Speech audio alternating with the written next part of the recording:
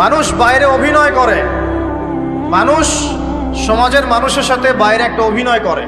কোন কোন ক্ষেত্রে আমরা নিজেরাই নিজেদের সাথে অভিনয় করি।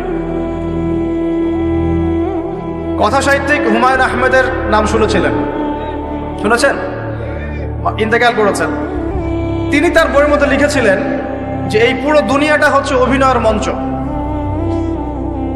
কথা সাহিত্যিক তিনি বলছেন তার মতো করে এই পুরো দুনিয়াটাই অভিনয়ের মঞ্চ, আর আমরা সবাই নিজ নিজ জায়গায় অন্যের সাথে অভিনয় করছি। কোন কোন ক্ষেত্রে আমরা নিজেরা নিজেদের সাথে অভিনয় করছি। তিনি বলছিলেন আমরা সবাই অভিনেতা, আর সবচেয়ে বড় অভিনেতা হচ্ছে পলিটিশিয়ানরা, কারণ তাদেরকে অনেক বড় মঞ্চে অভিনয় করতে হয়। এটা আমার কথা না, হুমায়ুন আহমেদের কথা, পড়ে দেখেন তো।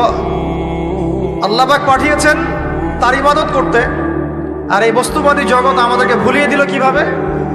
কয়েকটা প্রলোভন দিল। প্রথম প্রলোভন হচ্ছে টাকা, তারপরে জীবনে কি করব, প্রতিষ্ঠিত হওয়ার চিন্তা,